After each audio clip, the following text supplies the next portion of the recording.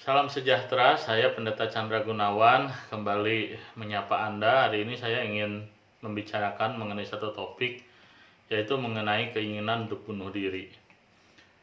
Sebagian orang barangkali pernah memiliki dalam hidupnya keinginan untuk mengakhiri hidup, membunuh diri sendiri. Oleh karena apa? Oleh karena orang tersebut barangkali merasa di dalam pergulatan yang berat, dia merasa hidupnya gelap, dia merasa hidupnya tanpa jalan keluar, barangkali mengambil keputusan yang salah dan berpikir untuk mengakhiri hidup karena merasa itulah solusi yang dia pikirkan terbaik dalam hidupnya, atau solusi yang dia karena nggak punya solusi, dia merasa bahwa dia ingin melarikan diri dari segala hal yang dia harus hadapi dan tidak siap dengan kenyataan yang dia terima, maka orang tersebut berpikir untuk bunuh diri.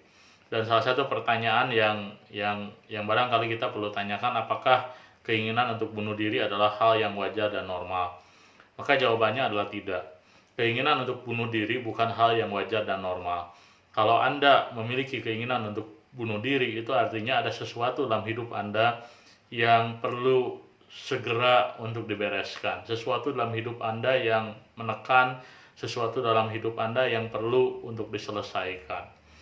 Dan kebanyakan orang yang bergumul dengan hidupnya dan kemudian mendapati bahwa pergulatan hidupnya seolah-olah tanpa solusi, pergulatan hidupnya seolah-olah tanpa ada jawaban, mereka berpikir bahwa meninggalkan dunia ini, mengakhiri hidup adalah cara yang cepat untuk menghindarkan semua pergumulan ataupun hal-hal yang membuat hidupnya menderita. Nah, jadi apa yang harus seorang lakukan ketika seseorang memiliki pergulatan begitu dalam dan dia tidak mendapatkan solusi di dalam kehidupannya? Mungkin dia bertanya kepada orang di sekitarnya, dia minta tolong kepada keluarganya, dia mencoba untuk mencari solusi untuk persoalannya, tetapi ketika dia mendapati bahwa tidak seorang pun membantu dia kemudian memiliki pemikiran untuk mengakhiri hidup dan bunuh diri. Nah, maka penting sekali bagi kita untuk memahami bahwa setiap ujian iman yang kita hadapi ataupun setiap penderitaan, pergumulan, kesulitan yang sering kali kita rasakan tanpa solusi, itu sesungguhnya diizinkan Tuhan terjadi dalam kehidupan Anda dan saya bukan tanpa kekuatan dari Tuhan untuk mampu menangani ataupun mampu menghandle-nya. Itulah sebabnya ketika di dalam pergumulan kita merasa bahwa sudah tidak ada solusi lagi, solusi yang kita harus lakukan bukanlah mengakhiri hidup, tetapi datanglah kepada Tuhan, serahkanlah hidup kita kepada Tuhan, dan lihatlah bagaimana Tuhan akan bekerja dalam kehidupan kita. Atau barangkali Anda berpikir bahwa kesalahan ataupun sumber daripada persoalan Anda adalah karena Anda melakukan kesalahan, dan kesalahan itu kemudian membawa Anda dalam sebuah situasi yang dilematis, situasi yang tanpa solusi menurut Anda, situasi yang begitu menekan sehingga Anda ingin mengakhiri hidup saja dalam situasi seperti itu. Nah, Anda harus mengerti bahwa Tuhan berkuasa, bahwa Tuhan itu mengontrol segala sesuatu. Dia mampu mengubahkan hal-hal yang buruk menjadi kebaikan bagi kita.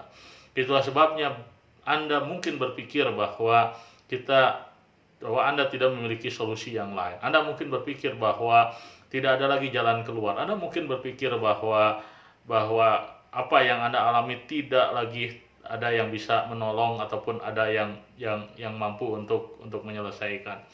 Tetapi Tuhan bukanlah manusia. Tuhan adalah Allah yang mampu untuk mengubahkan hal-hal buruk menjadi kebaikan. Lihat saja orang yang bernama Yakub di dalam Alkitab. Dia adalah orang yang di dalam hidupnya selalu mengandalkan kekuatan dirinya, dan dia selalu berhasil di dalam menyelesaikan sebuah persoalan-persoalan yang dihadapi oleh dia dan keluarganya. Sampai satu kali dia diperhadapkan oleh Tuhan kepada satu situasi yang membuat dia terpojok. Dia tidak bisa melakukan apapun juga ketika dia melarikan diri dari Laban, pamannya. Dia membawa sejumlah harta yang dia dapatkan dengan mencurangi pamannya. Dan ketika dia mencoba kembali ke rumah orang tuanya, di depannya ternyata ada orang yang juga hendak membunuh dia, yaitu kakaknya sendiri yang menaruh dendam bertahun-tahun. Nah, dia menghadapi persoalan yang tidak ada, menurut dia tidak ada solusi. Di belakang orang hendak membunuh dia, di depan ada orang hendak membunuh dia. Apa yang harus dia lakukan? Maka di dalam perjalanan hidup Yakub kita belajar bahwa ternyata ketika Yakub dia bertemu dengan Tuhan dan ketika dia bergantung kepada Tuhan secara total, Tuhan bekerja dalam kehidupan dia. Itulah sebabnya kemudian Yakub berubah, dia bukan lagi seorang Yakub tapi dia menjadi Israel. Seorang yang menyadari bahwa hidupnya adalah milik Tuhan, bahwa Tuhan memiliki hidup dia dan Tuhan bekerja dalam hidup dia. Nah, itulah yang membuat kemudian dia bisa melewati masa-masa sukar dalam hidupnya. Dan hal yang sama terjadi dengan kehidupan Anda jikalau Anda merasa bahwa hidup Anda seperti orang yang tanpa harapan, seperti orang yang sudah tidak memiliki lagi solusi apapun dengan persoalan yang Anda miliki. Datanglah kepada Tuhan, serahkanlah hidup Anda kepada Tuhan, carilah Tuhan, dan lihat bagaimana Tuhan akan bekerja dalam hidup Anda. Saya percaya bahwa Tuhan adalah Allah yang disebut sebagai Alfa dan Omega, Allah yang dari awal sampai akhir dia tetap setia kepada umatnya. Kasih Tuhan dalam kehidupan kita tidak pernah gagal. Itulah yang disebut dengan istilah unfailing love. Allah tidak pernah gagal di dalam kasihnya kepada manusia. Dia selalu menyertai kita, dia selalu memberikan kepada kita kekuatan, pertolongan tepat pada waktunya. Dia memang mengizinkan kita terkadang berhadapan dengan situasi-situasi yang sulit dengan satu tujuan, supaya Anda dan saya bergantung berharap pada Tuhan. Tuhan memberkati ibu bapak dan saudara-saudari sekalian.